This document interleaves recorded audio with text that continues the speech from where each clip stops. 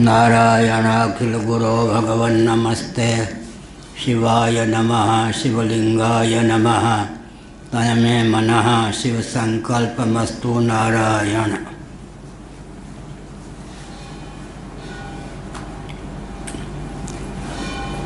क्या चलेगा? भामती 559 10वां हो गया था मूल।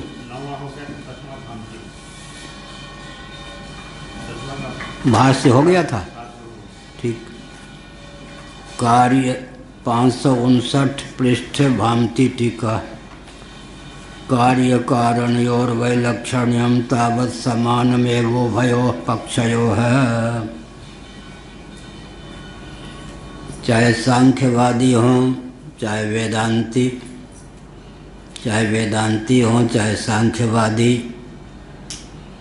कार्य और कारण का जो वैलक्षण्य है दोनों पक्षों में तुल्य ही है। कार्य और कारण में कोई विभाजक रेखा ही नहीं रहेगी तो कौन कार्य कौन कारण, कौन कारण कौन कार्य, इसका निर्धारण ही संभव नहीं है। सांख्यों के यहाँ प्रकृति और प्रपंच में विलक्षणता है, वेदांतियों के यहाँ ब्रह्म और जगत में विलक्षणता है। कार्य कारण में सर्वथा सारूप्य ही होगा तो कार्य कारण की विभाजक रेखा ही विलुप्त हो जाएगी। प्राग उत्पत्ते असत्कार्यवाद प्रसंगोपि पीतौ तद्वत् प्रसंगश्च प्रधानोपादान पक्ष एव न अस्मत् पक्ष इति। अब कहते हैं लेकिन आगे जो हम आपत्ति वेदांत की ओर से औपनिषद सिद्धांत की ओर से करने जा रहे हैं उस आपत्ति का समाधान सांख्यों के यहाँ बिल्कुल नहीं है। उत्पत्ति के पूर्व असत कार्यवाद की प्रसक्ति होगी सांख्यों के मत में, जो कि उनको अभीष्ट नहीं है। वो सत्कार्यवादी हैं, कोई नैयायिक या वैशेषिक तो है नहीं। फिर विलय, प्रपंच का विलय हो गया, तब पूर्वत कार्य की उत्पत्ति का मार्ग अवरुद्ध हो जाएगा, कार्य की अनुत्पत्ति सिद्ध होगी। ये जो दो आक्षेप हमारे पक्ष की ओर से हैं इनका समाधान सांख्यों के यहाँ बिल्कुल नहीं है।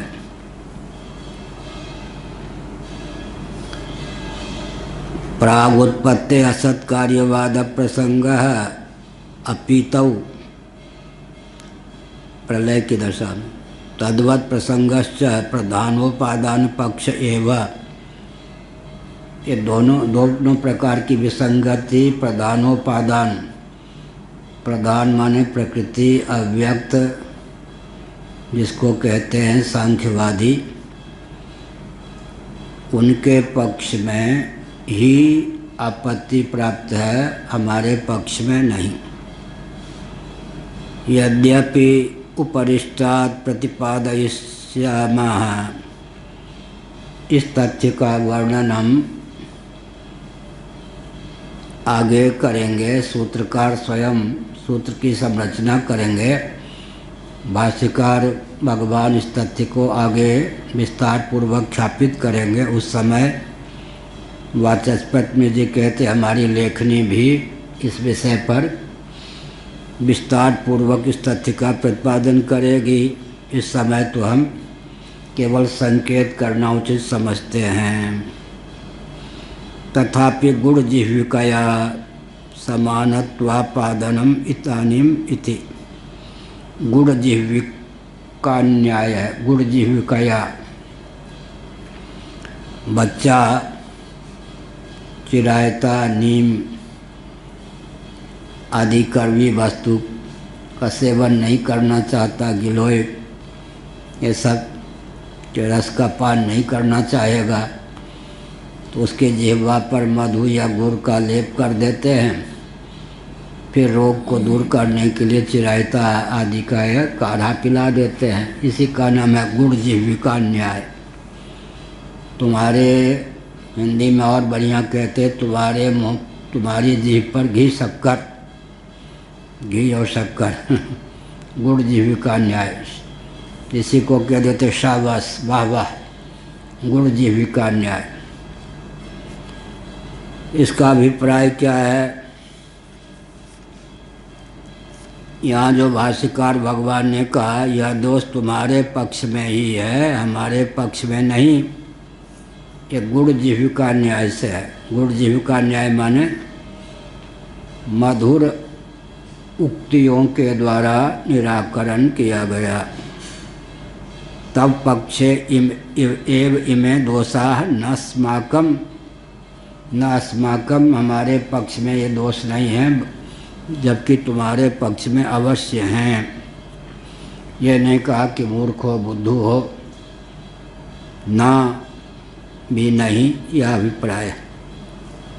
इसी का नाम है गुड़ जिह्विका न्याय, अर्थात खंडन करने में भी कर्कशता का परिचय न हो। मान भाव, आप जो आपत्ति कर रहे हैं उसका तो समाधान हमारे पक्ष में यूँ है, लेकिन ये जो आपत्तियां हैं आपके पक्ष में ही हैं। आप मूर्ख हो, अनारी हो, इस प्रकार न कहकर गुड़ जिह्विका न्याय से मधुर उक्ति के द्वारा निराकरण। हम तो किसी का खंडन नहीं करते, ग्रंथ में कह देते हैं जितना हम ग्राह्य है ग्रहण कर लेते हैं, फिर कह देते ध्यान रहे, बस आपका कथन उचित नहीं, हमारा कथन उचित, ये भी नहीं, ध्यान रहे, ध्यान रहे, बहुत मृदु शब्दों में। तब पक्ष एव इमे दोषा न अस्माकम, इससे क्या हुआ? मृदु शैली में निराकरण।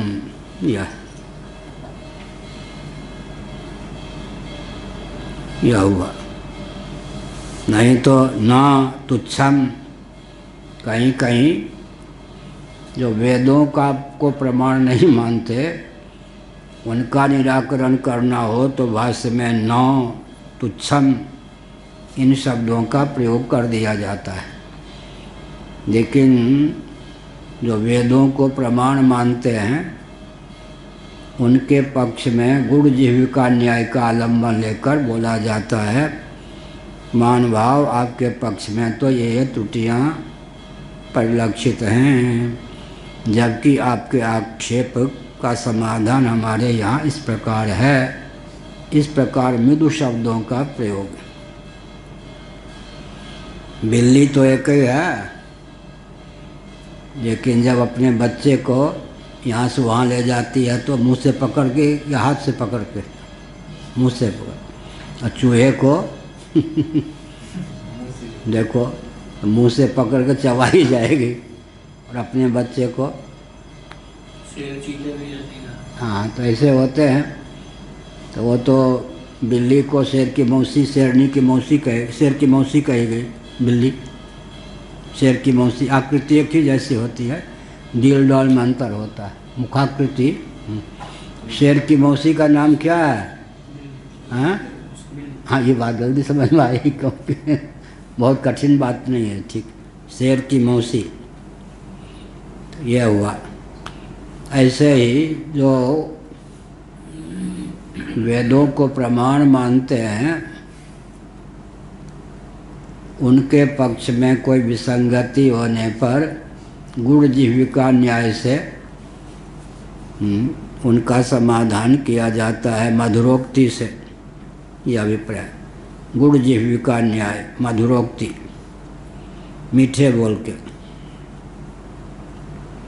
महान भाव आप जैसा कह रहे हैं उस पर थोड़ा विचार कीजिए, पुनर्विचार कीजिए।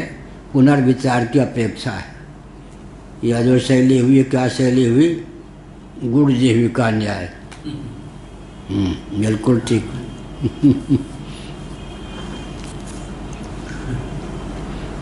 समानत्वापादनम इदानीम इति मंतव्यम इदमस्य पुरुषस्य सुख दुखोपादानम क्लेश कर्माशयादिदमस्येति सुगमम अन्यत।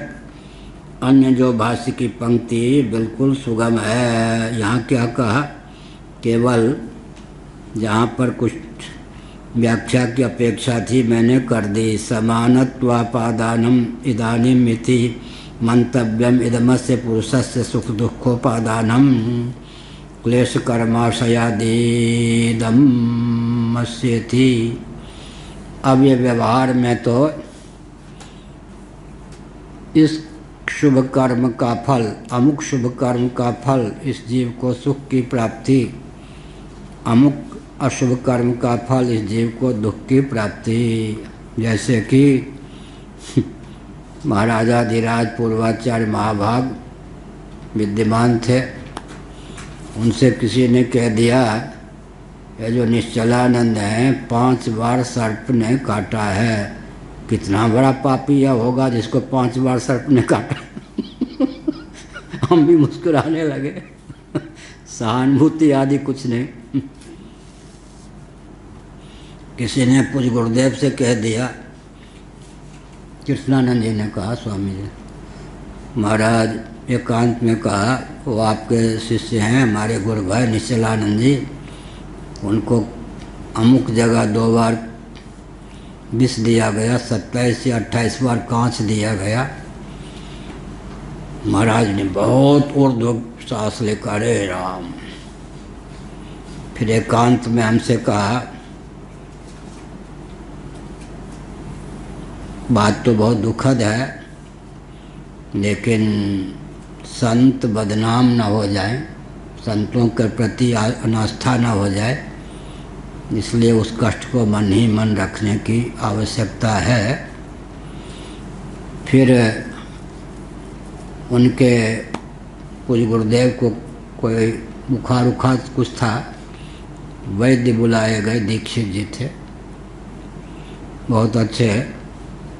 उन्होंने कहा मेरी दवा पहले नहीं, मेरी नब्ज मत नारी देखिए, पहले इसको देखिए।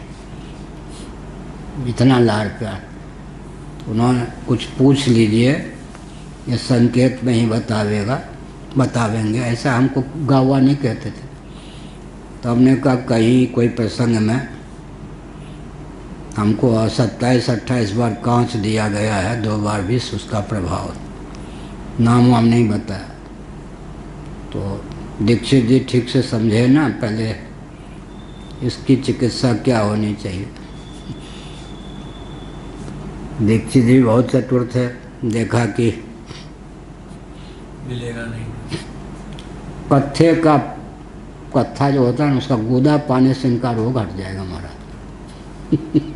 अब कत्था काशी में ढूंढते रहो, कैथ का पौध होता ना, उसका फल उसके गूदा पाने से नहीं होता। बहुत विशाल पेड़ होते, इतना था बेल जैसा लगता। हाँ, कपित्थ जम्बू फल चारु भक्षणम। गणेश जी भी हाथी का सिर है, वो है कपित्थ, कैथ। अब जिसको जो अपने कपित्थ जिसको संस्कृत में कहते, कपित्थ जम्बू फल माने जामुन। ये गणेश जी को, हाथी को बहुत पसंद है। तो उन्होंने ये दवा बता दी, हमने मुस्कुरा के सुन ली। कहाँ कपित्थ लावे, क्या जंगल में होती तो लाते। यही हुआ। तो क्या हुआ यहाँ पर, अमुक व्यक्ति को जो इस प्रकार का दुख है, अब धर्मशास्त्र वाले पुस्तक खोलेंगे तो कहेंगे कि इस प्रकार का जो कष्ट हुआ है इस पाप का फल है, इस प्रकार का जो इनको सुख मिल रहा है इस प्रकार के पुण्य का फल है। लेकिन अब सुसुप्ति में क्या है जी,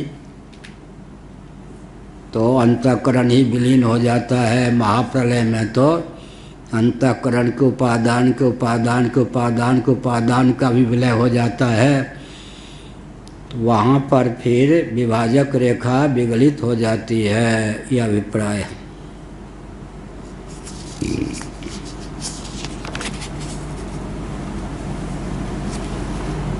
ऐसे क्लेश है, अविद्या, अस्मिता, राग, द्वेष, अभिनिवेश, कर्म कौन होंगे? 3 प्रकार के कर्म, शुक्ल, कृष्ण, मिश्र, योग दर्शन। और भगवद गीता में शुभ अशुभ मिश्र, 18वां अध्याय, पाप पुण्य मिश्र। योग दर्शन में शुक्ल पुण्य के लिए कृष्ण, पाप के लिए मिश्र, दोनों के बीच ऊर्ध्वम गच्छन्ति सत्वस्था, गीता का 14वां अध्याय। मध्ये तिष्ठन्ति राजसाः, जघन्य गुणवृत्तिस्थादो गच्छन्ति तामसाः। पुण्य के प्रभाव से उत्क्रमण, ऊर्ध्वगमन, पाप के प्रभाव से अधः, अधोगमन। पुण्य पाप मिश्र हो तब मध्यलोक में मनुष्य शरीर की प्राप्ति। यह कहा,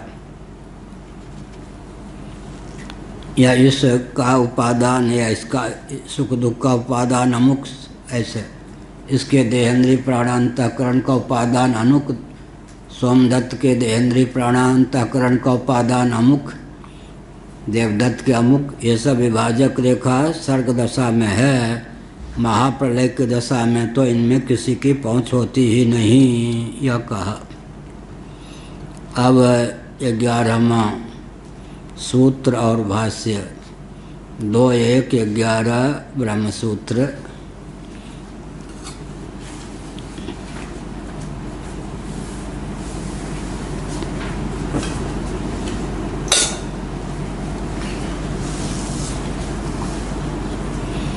तर्का प्रतिष्ठानादप्यन्यथानुमेयमिति चेदेवमप्यविमोक्ष प्रसंगः। तर्का प्रतिष्ठानात् अपि अन्यथानुमेयम् इति चेत् एवमपि अविमोक्ष प्रसंगः। तोड़ के बोलेंगे संधि तो ऐसा होगा, समस्त पद को तोड़ के बोलेंगे तो।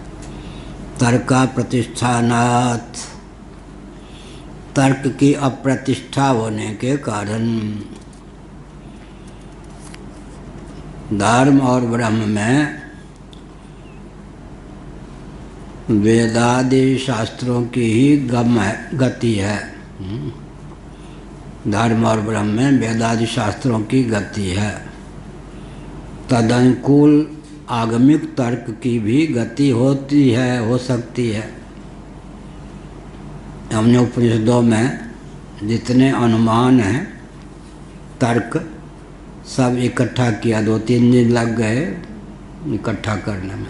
उपनिषदों ने जो युक्तियाँ दी हैं, जहाँ जहाँ 25-30 युक्तियाँ उपनिषदों में हैं, उन सबको एकत्र किया है। अब वो जो ग्रंथ लिख रहे हैं उसमें यथास्थान डालेंगे आगे। तर्का प्रतिष्ठानात्, कोरी तर्कणा के बल पर न तो धर्म का निर्णय हो सकता है न ब्रह्म का। केवल अनुमान के बल पर, तर्कणा शक्ति के बल पर न धर्म का निर्णय होगा न ब्रह्म का। क्योंकि एक तार्किक ने अपनी तर्कणा शक्ति के द्वारा जिस तथ्य को ख्यापित किया, उसकी दृष्टि में जो तथ्य सिद्ध हुआ, सिद्धांत सिद्ध हुआ, उससे प्रबल तार्किक आ जाएगा तो उस पर पानी फेर देगा। उससे भी कोई प्रबल तार्किक आ जाएगा तो उस पर भी पानी फेर देगा। इसका मतलब केवल तर्कणा शक्ति के द्वारा तो कोई निष्पत्ति की प्राप्ति ही नहीं होगी, धर्म को लेकर, ब्रह्म को लेकर। तो फिर क्या होना चाहिए? शास्त्र के द्वारा ही, वेदादि शास्त्र के द्वारा ही धर्म और ब्रह्म का निर्णय हो सकता है। यहाँ ब्रह्म का प्रकरण है, जगत की उत्पत्ति आदि का। पहले कहा था प्रत्यक्ष प्रमाण की तो गति होगी नहीं, कार्य कारण ब्रह्म और जगत को लेकर। और कोई चिन्ह चाहिए, हेतु चाहिए, लिंग चाहिए, वो ना होने के कारण अलिंग है ब्रह्म तत्व। अनुमान की भी प्रवृत्ति नहीं होगी। और उपमेय उपमा तो हर कह ककरा हम कहतो अधिक लदाई, माधव कत्तोर करब बड़ाई। भगवान की उपमा किससे देंगे? सागर के समान सागर ही है। श्री राम और रावण का युद्ध कैसा हुआ? जैसा श्री राम और रावण का युद्ध हुआ। आकाश कितना गंभीर है, अनंत है, जैसा कि आकाश उपमा नहीं दे। सागर कितना गंभीर है। एक दंडी स्वामी यहाँ आते थे, अब दिखाई नहीं पड़े, जीवित है या नहीं। तो क्या कहा उन्होंने 28 साल पहले, 27 साल, तो महाराज ये जो समुद्र है इसमें हाथी डूब जाएगा या कितना गहरा पानी? हमने कहा आजमाना मत, तुम तो डूब ही जाओगे। याद है? हाथी डूब जाएगा, तो हमने कहा कि हाथी तो डूब जाएगा, आप अपने को संभाल के रखना कहीं। यही है। तो यहाँ क्या है? सागर के समान सागर ही है। राम जी और रावण का जो युद्ध हुआ उसको भी जैसा राम रावण का युद्ध हुआ वैसे ही हुआ, उपमा नहीं दे सकते। गगन के समान आकाश के समान आकाश ही है। ऐसे ही यहाँ पर क्या कहेंगे? उपमान की भी गति नहीं होगी। अर्थात अर्थात कहेंगे, उसकी भी गति नहीं होगी। इसका अर्थ क्या है? अगर इन प्रमाणों में किसी की गति होगी या एक दो की गति होगी तो शास्त्र सिद्ध युक्ति के का आलम्बन लेने पर ही, अन्यथा नहीं। शास्त्र का संकेत पा करके ही। इसलिए शंकराचार्य महाभाग ने जो कहा, पिछले वर्ष उसकी व्याख्या की गई। जो तार्किक लोग कहते हैं कि देह के नाश से जीवात्मा का नाश नहीं होता, देह के भेद से जीवात्मा में भेद की प्राप्ति नहीं होती, अमुक अमुक हेतु से आत्मतत्व देह नहीं सिद्ध है, देह से विविक्त सिद्ध है, तो उन्होंने क्या कहा? वो तर्क के नाम पर जो कुछ कहते हैं वो क्या करते हैं मालूम है? चोरी करते हैं। चोरी का अर्थ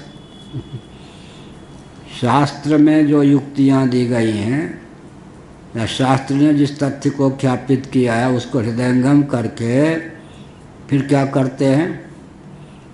अपने शब्दों में तर्क की रचना करते हैं और दूसरों को क्या कहते हैं? हमारी सूझबूझ है। और हम लोग क्या करते हैं? अभी जो ग्रंथ लिख रहे हैं निकेश जी सुनाते हैं रोज 4-5 पेज। हमको एकांत में कोई युक्ति आदि सूझती है तो हम फिर ढूंढते हैं कि शास्त्र में इस प्रकार का वचन कहाँ है, जिससे इसकी अपनी मुहर नहीं लगाते, शास्त्र का प्रमाण उद्धृत करते हैं ताकि पाठक को हो कि शास्त्र पढ़ करके ये युक्ति प्राप्त हुई है। किसी न किसी जन्म में शास्त्र का अध्ययन किया होगा, उसका संस्कार है। तो कभी भी हम प्रयास नहीं करते कि हमारी युक्ति है। कहीं अगर किसी बहुत विशिष्ट दार्शनिक आदि के मत का निराकरण करना हो तो वहाँ केवल ये संकेत कर देते, विज्ञान भिक्षुवादी का जो कथन है कहीं एक जगह मेरी दृष्टि में, ताकि लोगों को लगे। फिर उस मेरी दृष्टि के बाद में फिर शास्त्र को उद्धृत करते। पंचदशी कार विद्यारण्य स्वामी जी की क्या चमत्कृति है, बहुत चतुर थे वो। वे जब 15 प्रकरण पंचदशी में हैं, उनके गुरुजी की रचना है, बाकी आरंभ की रचना इनकी है। रामकृष्ण जी का के अनुसार गुरुजी इतने प्रसन्न हो गए, चलो 7वें प्रकरण से मैं ही रचना कर देता हूँ। तो दोनों मिला करके पंचदशी में 15 प्रकरण हैं। पंचदशी का अर्थ है पूर्णिमा तिथि। पूर्णिमा तिथि में जैसे 15वीं है संख्या, वैसे ही पंचदशी में 15 प्रकरण हैं। पंचदशी कार ने क्या किया है? शास्त्र का बहुत गंभीरता पूर्वक अध्ययन करके फिर क्या किया, शास्त्र सम्मत सिद्धांत को युक्तियों के द्वारा कह दिया। अंत में कोई वचन उद्धृत कर दिया कि लक्षण साम्य से वस्तु साम्य के कारण जो आत्मा हमने सिद्ध किया उसकी ब्रह्मरूपता सिद्ध है, ताकि श्रुति के प्रति आस्था बनी रहे। बाकी 99% या कम से कम 90% सामग्री युक्ति के द्वारा दे देते हैं, तो बहुत अच्छी बात है। लेकिन वो जो 90% सामग्री, तो कहीं कहीं 99% सामग्री मालूम पड़ती है कि इनकी रचना है, वो सब शास्त्र के मंथन से ही प्राप्त है। जैसे आत्मानम चेद विजानीयात, बृहदारण्यक उपनिषद 4 अध्याय का यह वचन है। संकेत करते ही झाजी जग जाते, बहुत सत्गुण बढ़ रहा है। तो क्या हुआ, तो शास्त्र सम्मत जो युक्ति बन सकती है उसके बल पर 90% सामग्री लिख देते हैं। शास्त्र के प्रति आस्थान्वित करने की भावना से 10% कहीं 5% श्रुति को उद्धृत कर देते हैं। लेकिन विचार करके देखा जाए तो उनकी बुद्धि बहुत सूक्ष्म थी। आत्मानम चेद विजानीयात केवल इस वचन को लेकर 300 से अधिक कारिकाओं की श्लोकों की रचना कर दी उन्होंने। तो तीव्र बुद्धि, सूक्ष्म बुद्धि का उपयोग करते हैं। तो यह अभिप्राय हुआ कि वैशेषिकों के मत में, नैयायिकों के मत में, सांख्यवादियों के मत में, योगियों के मत में, या अमुक अमुक वेदांतियों के मत में जो ग्राह्य तर्कणा शक्ति है, ग्राह्य अनुमान का अंश है, युक्ति का अंश है, उसे ग्रहण करने में आपत्ति नहीं। लेकिन ये समझना चाहिए कि श्रुति सम्मत होने के कारण ही वो ग्राह्य हैं। अपनी ओर से अगर कोई तर्कना शक्ति के बल पर ही किसी तथ्य को ख्यापित करेगा तो उससे अधिक तार्किक जो होगा उस पर पानी फेर देगा। इसलिए श्री रामानुजाचार्य जी ने युक्तियों के बल पर जो ईश्वर की सिद्धि की गई ब्रह्मसूत्र भाष्य में, उसकी धिज्जी उड़ा दी। तो भगवान के अनन्य भक्त थे, तो धिज्जी क्यों उड़ाई? अरे भाई, तुम ईश्वर को केवल युक्ति के बल पर सिद्ध करोगे तो प्रबल युक्तियों के बल पर हम उसका निराकरण कर देंगे। तो शास्त्र योनित्वात्, चूँकि वेद ब्रह्म का प्रतिपादन इस रूप में करते हैं, इसलिए हम वेदिक समधिगम्य मान करके ब्रह्म को मानते हैं, कोरी तर्कना शक्ति के बल पर नहीं। वेदों में जो युक्तियाँ दी गई हैं तदनुरूप जो युक्ति या उसी प्रकार की जो युक्ति है, यह वही युक्ति है, हम भी मानते हैं। इसलिए हमारे हृदय में इस बार विचार हुआ कि उपनिषदें जो है 120 को ले लिए। पहले मुक्ति को उपनिषद, ईशावास्योपनिषद से 108 हैं, पूर्वोत्तर की दृष्टि से 120 बन जाती। इनमें कहाँ कहाँ श्रुति ने स्वयं युक्ति दी है, तो उन युक्तियों को संकलित किया आगे ग्रंथ में, उसका वो निबद्ध करेंगे। तो यही कहा तर्का प्रतिष्ठानात्, तर्क तो अप्रतिष्ठित है, केवल तर्क का आलम्बन लेकर हम न तो धर्म को सिद्ध कर सकते न ब्रह्म को। यद्यपि धर्म अनुष्ठेय है, उसमें तो केवल शास्त्रों की दाल गलती है। ब्रह्म सिद्ध है तो कथनचित अन्य प्रमाणों की दाल गल सकती है, लेकिन जाति को लेकर, गुण को लेकर, क्रिया को लेकर, संबंध को लेकर, रूढ़ि को लेकर शब्दों की प्रवृत्ति होती है। ब्रह्म एक ऐसे 3 लोक से मथुरा न्यारी तत्व का नाम है, इस प्रकार के तत्व का जिसमें अविधा वृत्ति से साक्षात जाति, क्रिया, संबंध, गुण, रूढ़ि की पहुँच नहीं है। एतावता ब्रह्म का ज्ञान भी वैदिक समधिगम्य ही मान्य है। केवल क्या करना चाहिए? तदनुकूल युक्ति का उपयोग करना चाहिए, शास्त्र सम्मत। अन्यथानुमेयम् इति चेत्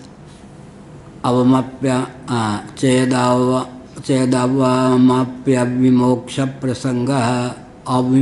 प्रसंगः ऐसा होने पर भी वास्तव में काम नहीं सधेगा। काम क्यों नहीं सधेगा?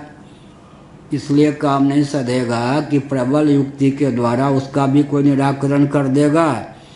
अतः ब्रह्म की सिद्धि भी औपनिषद सिद्धांत के अनुसार ही करें। दाल में नमक के समान जहाँ जहाँ उपनिषद सम्मत युक्तियाँ प्राप्त हों उनका प्रयोग भी करना उचित है। लेकिन केवल तर्कना शक्ति के बल पर वास्तव में मोक्ष का मार्ग ही विलुप्त हो जाएगा। कोई ठिकाने तक, वस्तु स्थिति तक, निष्कर्ष तक हम पहुँच ही नहीं सकेंगे। यह अभिप्राय है। इतश्च नागमगम्यर्थे केवलेन तर्केण प्रत्यवस्थातव्यम। इसलिए भी मैंने पहले जो कुछ कहा उसके अतिरिक्त यह भी हमारे पक्ष में युक्ति है। ना आगमगम्यर्थे केवलेन तर्केण प्रत्यवस्थातव्यम। आगम गर्म में जो अर्थ है शास्त्र वेदायदि शास्त्र सम्मत जो विषय है, प्रतिपाद्य विषय, कोरी केवलेन का केवल माने कोरी तर्कना शक्ति के बल पर निष्कर्ष तक हम नहीं पहुंच सकते। सिद्धांत का निर्धारण या तथ्य का निर्धारण नहीं कर सकते। केवलेन माने श्रोतव्य के आगे मंतव्य भी है, तो मंतव्य से तर्क का सम्मान तो होता ही है। तर्केण अनुसंधत्ते मनुस्मृति में धर्म को लेकर भी है। इसका मतलब क्या हुआ? शास्त्र के अविरुद्ध और अनुकूल अगर तर्कना शक्ति का प्रयोग हम धर्म की सिद्धि में करते हैं, ब्रह्म की सिद्धि में करते हैं तो कोई आपत्ति नहीं। लेकिन केवल तर्कना शक्ति के द्वारा धर्म ही नहीं ब्रह्म की भी सिद्धि संभव नहीं। यस्मान् निरागमाः पुरुषोत्प्रेक्षा मात्र निबंधनाः तर्काः अप्रतिष्ठिता भवन्ति। यस्मात् निरागमाः पुरुषोत्प्रेक्षा मात्र निबंधनाः तर्काः। निरागम जो पुरुष है, निरागमानंद, निरागम आगम को न मानने वाले, श्रुति स्मृति पुराने इतिहास को न मानने वाले जो व्यक्ति हैं महानुभाव, उत्प्रेक्षा मात्र उनकी युक्ति होगी निबंधन। उत्प्रेक्षा मात्र की सीमा में, उत्प्रेक्षा मात्र उसकी सीमा में निबद्ध जितने तर्क होंगे अप्रतिष्ठित होंगे। इसलिए पूज्य गुरुदेव ने ये जो तर्क पाद पढ़ाते समय हमको कहा, लगभग 8-10 व्यक्ति हम पढ़ते थे कि देखो आगे आएगा, बौद्धों से अब शास्त्रार्थ होगा। सूत्रकार बौद्धों से शास्त्रार्थ करेंगे, भाष्यकार उन सूत्रों की व्याख्या करेंगे। तब प्रश्न उठता है कि नैयायिकों से, वैशेषिकों से, योगियों से, सांख्यवादियों से, पूर्व मीमांसकों से शास्त्रार्थ हो, या एक देशी जो उत्तर मीमांसक हैं उनसे शास्त्रार्थ हो, तब तो हम श्रुति को उद्धृत करके उनको मौन कर सकते हैं। लेकिन जो हमारे वेदादि शास्त्र को मानते ही नहीं, भैंस के आगे बीन बजावे भैंस रही पकड़ाए, उनके सामने हम शास्त्र का राग अलापेंगे, वो कहेंगे तुम्हारे शास्त्र को मानते ही नहीं। दिल्ली की पुरानी बात है, एक नेताजी गए हिंदुओं के एक वर्ग बिरादरी के खेमे में वोट मांगने। हमको वोट दोगे? वोट दोगे? हाँ हाँ बिल्कुल दूंगे, बिल्कुल दूंगे। गंगा की शपथ खा लो? हाँ गंगा की शपथ खाते हैं। और नेताजी लौट रहे थे, सच्ची घटना है। तो एक वृद्ध जो थे उस जाति के, उन्होंने कहा नेताजी चकनाचूर हो जाओगे, कोई वोट नहीं देंगे तुमको। जो मांगने आते जिस पार्टी के व्यक्ति वैसे ही कहते हैं। तो इनको शराब की शपथ खवाओ तब ये मुकरेंगे नहीं। अच्छा, ये तो मैं जानते ही नहीं था। गंगा जी की शपथ खा के ये मुकर जाएंगे, मालूम है। पवित्र नदी है, सब कुछ है। वो लोग आर्य समाजी नहीं थे। आर्य समाजी पर्व के दिन में गंगा तट पर रह के जानबूझ के गंगा में स्नान नहीं करते काशी आदि में, कि हम कहीं आस्तिक न सिद्ध हो जाए, माने गंगा पवित्र नदी न सिद्ध हो जाए। गंगा में स्नान करने से पुण्य होता है, ये न सिद्ध हो जाए। और दिन नहा भी लेंगे, पर्व के दिन विचित्र विचित्र महापुरुष कुछ कह गए, अनुयायी कहाँ तक चले जाते हैं कह नहीं सकते उनके नाम पर। तो वो जो एक बस्ती में गए थे, वहाँ सबसे गंगा जी के शपथ खवा के ले आए। अंत में कहा उसी बिरादरी के वृद्ध व्यक्ति ने, तुम ठगे गए, अरे इनसे शराब की शपथ खवाओ, शराब की शपथ खवा दोगे तो झूठ नहीं बोलेंगे। जैसे गोमूत्र तो पेय है, अब नैयायिक अगर कहेंगे नरमूत्र पेय है, मूत्र होने के कारण गोमूत्र के समान, तो उनको पकड़ा जा सकता है। भाई गोमूत्र पेय है ये तो शास्त्र सिद्ध है, नरमूत्र पेय है तो शास्त्र सिद्ध नहीं है। लेकिन जब शास्त्र को मानता ही नहीं, एक दंडी स्वामी थे सुखताल में, जो जो गोमूत्र पीते थे उन सबसे दूर मुँह पीने वाले भक्त हम। हाँ, विचित्र बाहर से आते थे, माने उसी माने वहीं के किन्हीं सन्यासी दंडी स्वामी के शिष्य। हाँ, आप हमसे कहा आप भी गोमूत्र पीते हैं क्या? तो हमने कहा परहेज तो नहीं है, मिल जाए तो पी सकते हैं, पीते हैं देसी। अरे राम, ये लोग मूत पीते हैं। और रामदेवानंद थे, रामदेव, हाँ समझ गए ना, कहाँ के? भोगांव। तो वो हम लोग चौमासा कर रहे थे चूरू में, नहीं राजस्थान के क्षेत्र में, खरगोन में। तो निकले, हम मिट्टी से हाथ धो रहे थे पाँव। अब देखो, माने प्राइमरी के अध्यापक रहे थे, वह और अध्यापक तो विद्यार्थियों को पीटते, वो और अध्यापकों को पीटते थे। किसी नेता के बल पर वो प्रधानाचार्य हुए थे प्राइमरी के, जानते उनते कुछ नहीं थे। अब मैं महाराज को शिकायत करूँगा तुम तरह के बोल, हमने क्या शिकायत करोगे महाराज? राम राम कलयुग आ गया, मिट्टी से हाथ धो रहे। तो हमने कहा पाप हो गया, मिट्टी से हाथ धोए जाते, साबुन से हाथ धोए जाते हैं। मैं शिकायत करूँगा महाराज से, आपकी दुर्दशा हो जाएगी। हमने कहा रे राम, सर्वथा विपरीत बुद्धि। हमने कहा ये शिकायत तो जरूर करो। महाराज दो चांटा भी लगा देते हो महाराज, तो महाराज है तो फिर। हमने कहा ये शिकायत तो जरूर करो कि पूरी शंकराचार्य में नहीं था, दंडी स्वामी वृंदावन वाले मिट्टी से हाथ धो रहे थे महाराज। मिट्टी अपवित्र होती है तुम्हें ये भी नहीं मालूम? बताओ, कल वो बाबा बना हमको उपदेश दे रहा था, माधवाश्रम जी ने संन्यास दिलवा दिया। अब वो अपने को दंडी स्वामी समझकर वो अपने को उत्तराधिकारी महाराज का मानने लग गए। दो वाक्य ठीक से बोल नहीं सकते, कुछ नहीं, असभ्य। लेकिन फिर अंत में घरे में जाके जो गति होनी थी हुई। तुम्हारी शिकायत के बिना नहीं रहूँगा। 10 गालियाँ दी, राम राम कलयुग आ गया, दंडी स्वामी भी अब मिट्टी से हाथ धोने लग गए। जैसे यहाँ रामनरेशाचार्य जी, कौन थे वो, रेल मंत्री पहले, कमलापति त्रिपाठी जी के पोते को ले आए। आप अपने कुल को कलंकित कर रहे हैं। मैं तो चौंका कि मेरा कौन ऐसा व्यवहार है। गुरुस्थान को कलंकित कर रहे हैं, पीठ को कलंकित कर रहे हैं, करपाती जी महाराज के शिष्य होकर क्या भगोड़ा बन रहे हैं। हमने कहा इतनी बातें तू कहते हो, आखिर मुझसे अपराध क्या बना? ये तो कहो रामालय ट्रस्ट में हस्ताक्षर नहीं करते इस पवित्र काल में। हमने कहा अच्छा, सर्वथा विपरीत बुद्धि हुई ना। जिसको हम कहते जो बात वो हमसे कहने लगा साबुन से कोई हाथ धो रहा हो मैं टोकने नहीं जाता, लेकिन मैं मिट्टी से हाथ धो रहा था, राम राम छी छी ये गंदगी, अब मैं महाराज से शिकायत किए बिना नहीं रहूँगा। तो सर्वथा विपरीत बुद्धि हो जाती है नहीं।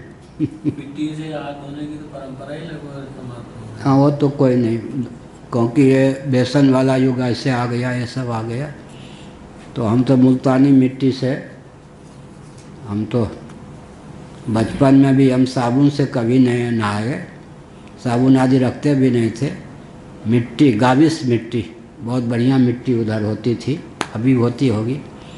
शुद्ध मिट्टी मिलना भी कठिन है, लेकिन मुल्तानी मिट्टी तो उसी से मैंने हमेशा गाय के गोबर और मिट्टी से स्नान किया। खैर, तो हमने क्या संकेत किया, सर्वथा विपरीत बुद्धि हो जाती है।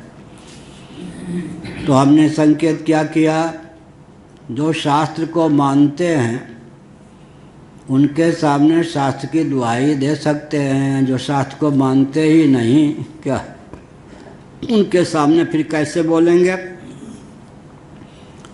शास्त्र को मन में रखेंगे, शास्त्र सम्मत युक्ति का प्रयोग करेंगे। अनागमिक जो तर्कणा शक्ति है, शास्त्र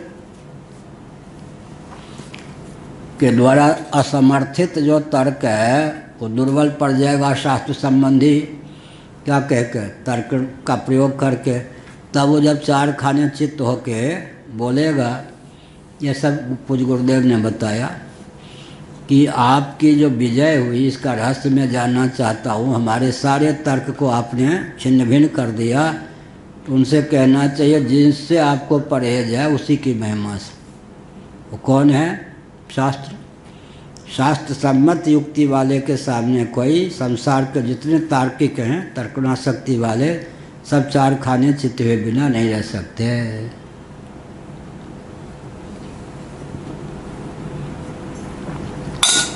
पंचदशी कार ने क्या कहा? पहला प्रकरण, प्रमाण राज। कौन है? वेद। वेद हैं प्रमाणों में राजा, उनका भी शिरोभाग कौन? उपनिषद। उसी को वेदांत, वेदों का शिरोभाग। अब उपनिषद को यथावत जैसा अर्थ है जिस वचन का उद्धृत कर दिया, उसके सामने विश्व का कौन टिकेगा। इसलिए इस वचन को, पंचदशी का जो ये वचन हमको पढ़ने को मिला, तो हमने कहा बहुत बढ़िया वचन है। प्रमाण राज, निगम राज सीमा के बाहर हरियो को न निहार। निगम राज नहीं, क्या कहते हैं? विपिन राज। उसी को मैंने बना दिया निगम राज सीमा के बाहर हरियो को न निहार। विपिन राज सीमा के बाहर हरियो को न निहार। तब हमने उपनिषद पर मन लगाया। अब जो 120 उपनिषद हैं या 165 भी हैं, इसमें इतना परिश्रम किया कि शायद ही कोई उपनिषद का तथ्य हो जो गुरु गोविंद ग्रंथ की कृपा से पता न हो। तो क्या प्रमाण राज, इसलिए निर्भीक रहते हैं। गुरु मेहरबान तो चला पहलवान। प्रमाण राज वेद, वेदों का भी शिरोभाग उपनिषद, और उपनिषद सिद्धांत का अध्ययन ठीक ठीक कर लिया तो अभिमान न हो, और विश्व में वो विजयी हुए बिना कैसे रहेगा। उसके सामने तो कोई तर्कना शक्ति टिक नहीं सकती।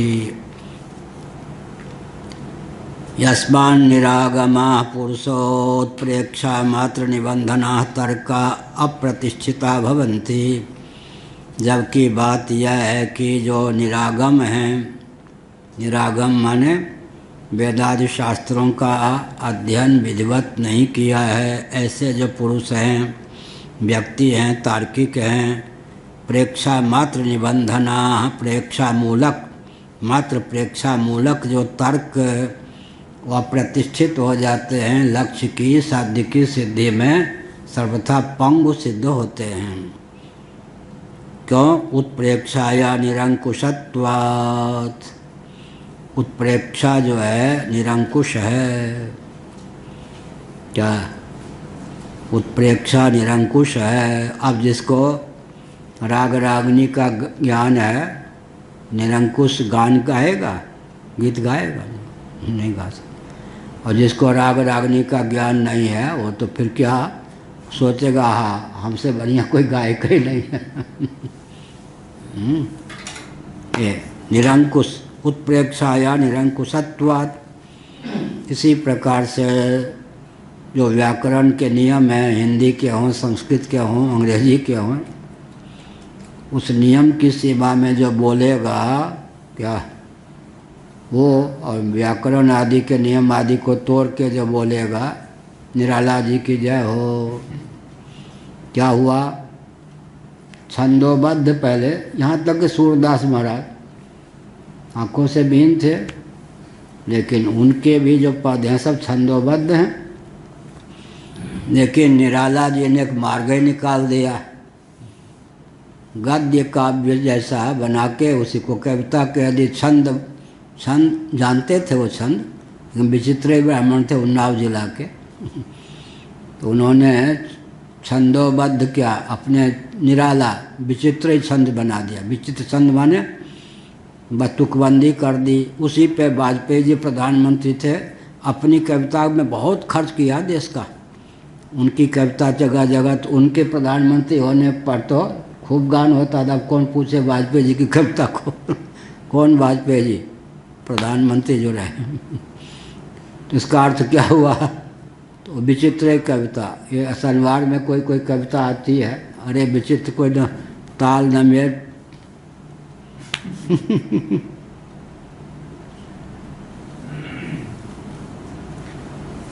वह कूटता था पत्थर पत्थर इलाहाबाद के पथ पर, निराला जी। वह कूटता था पत्थर इलाहाबाद के पथ पर। कुछ किसी अंश में तुकबंदी उन्हीं की कविता है। वह कूटता था पत्थर इलाहाबाद के पथ पर। बढ़िया है। वो विदेह जैसे थे, केवल महादेवी वर्मा उनको मना सकती थी, वो भी कवित्री थी, बाकी किसी के कुछ में नहीं। हाँ, बहुत विचित्र ब्राह्मण थे, बेशुद्ध विदेह जैसे। अब उनको कहा कवि सम्मेलन है, जाना है, ठीक है। अब मैले कुचले पेंट पहने हैं तो कपड़ा पहने हैं तो नहीं, वो फिर कोई कह दे कपड़ा पहने हो ना, बिल्कुल उसी में चले जाते हैं। एक जगह ट्रेन से यात्रा की, लेकिन ड्राइवर जो ट्रेन का था उनको जानता था। अब वो जिसका भी सम्मेलन में जाना था, ट्रेन रुकी, ट्रेन वहीं तक जाती थी, उतरे, ड्राइवर के पास चले गए, ले चलो जहाँ से हमको लाए। हाँ, हम उब गए। और ड्राइवर देवी से जानता था कि इस ट्रेन में यात्री निराला जी भी हैं। अब क्या का मालूम है, ऐसा है कि ट्रेन इतने देर के चल के आई है, थक गई है, थोड़े उसको विश्राम की ज़रूरत है, दाना पानी देने के बाद कुछ स्वस्थ होगी तो इसी ट्रेन से ले जाओ। हाँ, बात ठीक है। अब कैसे रहे होंगे? मान गए, हाँ ये बात ठीक है, सहृदय थे ना।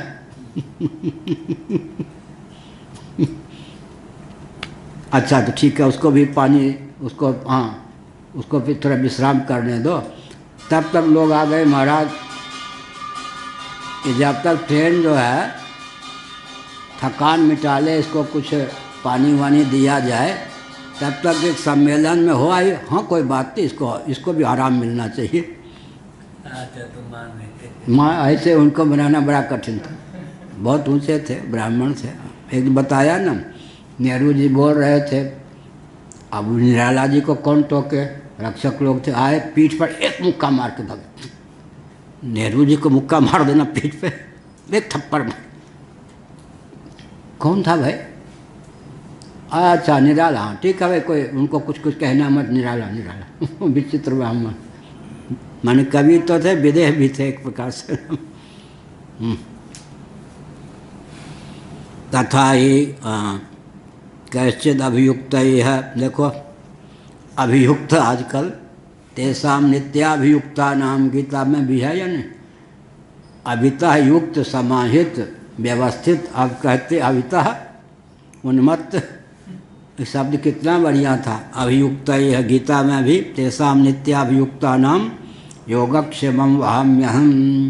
अब शब्द का दुर्भाग्य कैसा हुआ, अब क्या कहते, ये अभियुक्त है माने दंड के पात्र हैं ये कैश्चित अभियुक्त ही अत्न उत्प्रेक्षिता स्तर का अभियुक्त तरई है, अन्ययी है, आभास्यमाना दृश्यन्ते। कोई महानुभाव अभियुक्त हैं, बहुत ही तर्कना शक्ति का आलम्बन लेकर कोई उत्प्रेक्षा कर दी, उनसे भी अगर कोई 30 बार खा आ गया, ज़्यादा तर्कना शक्ति का धनी आ गया, तो उनके तर्क पर पानी फेरने में वो समर्थ हो जाएगा। ऐसे दृश्यंत दिखाई पड़ते ऐसे महानुभाव।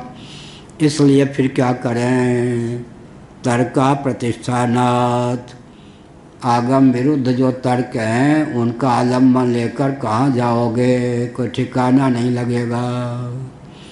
अंधे बैल के पूंछ पकड़कर वन को पार करना चाहते हो, नहीं कर पाओगे। ये ओम पूर्णमदः पूर्णमिदं पूर्णात् पूर्णमुदच्यते पूर्णस्य पूर्णमादाय पूर्णमेवावशिष्यते। ओम शांति शांति शांति। नारायणाखिल गुरो भगवन् नमस्ते शिवाय नमः शिवलिंगाय नमः।